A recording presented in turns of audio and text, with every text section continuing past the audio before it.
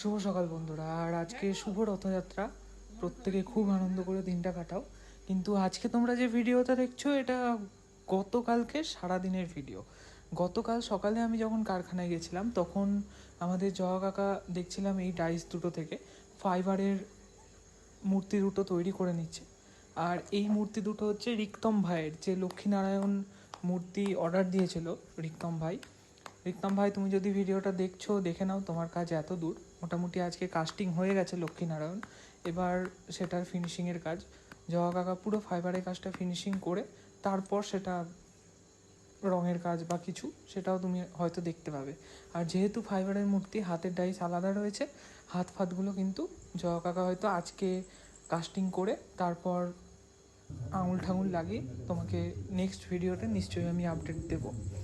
আচ্ছা, তারপর আসি আমার কাজে।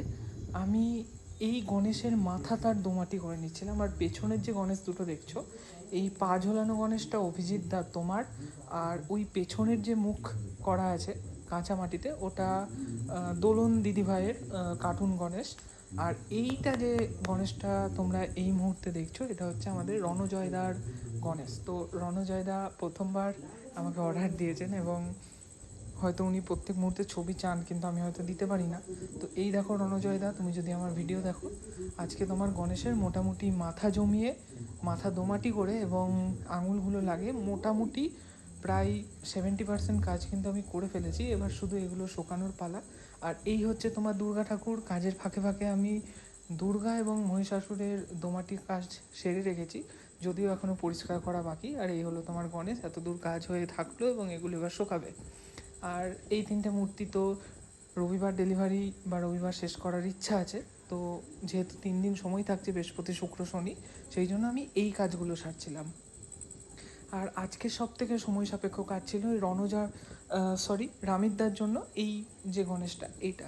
তো এটা গণেশ জননী, তোমরা বুঝতেই পারছো। আর এর মোটামুটি রাজা এক লেয়ার দোমাটি করে রেখেছিলো, যেমন তোমরা দেখছো। আর এগুলো শুকিয়ে গেছিলো, শুধু আমি একটু আমার মনোমতো করে নিচ্ছিলাম, জায়গায় জায়গায় মাটি দিয়ে, জায়গা জায়গা থেকে মাটি বাদ দিয়ে, এবং টুকটাক এই চুলের জায়গাগুলো ঠিক করে, কানের জায়গাগুলো ঠিক করে, যে ছবির অমিতদা আমাকে দিয়েছিলেন তার সাথে মিলিয়ে যতটা সম্ভব আমি কিন্তু ঠিকঠাক করে নিচ্ছিলাম। আর যেহেতু মূর্তিটা আগে থেকে শুকনোই ছিল, সেহেতু খুব তাড়াতাড়ি ঘরের মধ্যে আর কি মাটি টানছিল এবং শুকিয়ে যাচ্ছিলো। যেরকম তোমরা ভিডিও দেখছো, যে ভিডিওতে কাঁচা দেখতে দেখতে পরক্ষণেই হয়তো দেখছো যে মূর্তি শুকিয়ে গেছে। রণজয়দার গণেশও কিন্তু সেমভাবে দোমাটি পুরোটা করাই ছিল, শুধুমাত্র মুখ দোমাটি করলাম এবং আঙুল লাগিয়ে রেখে দিলাম। এবার ওগুলো সকালে, তারপর নেক্সট কাজ। তো কিউট গণেশ, বুঝতেই পারছো, চোখে একবার দেখে নিচ্ছিলাম যে চোখের পটি আঁকার পর ঠিকঠাক কেমন লাগছে। 3:10, এবার আমার কাজ ছাড়ার পালা। বন্ধুরা, চরম খিদে পেয়েছে আর চরম ঘুম পেয়েছে। আঙুল লাগিয়ে পুরো কমপ্লিট করে নিয়েছি। পার্বতীর মুখ বাদে মোটামুটি রামিতদার গণেশ কমপ্লিট। আর এই হচ্ছে আমার রাত 3টের খাবার। চরম খিদে পেয়েছে, এগুলো খেয়ে নিই এবং তারপর ঘুমাই। চলো টাটা, চ্যানেলে চোখ রাখো পরের ভিডিওর জন্য।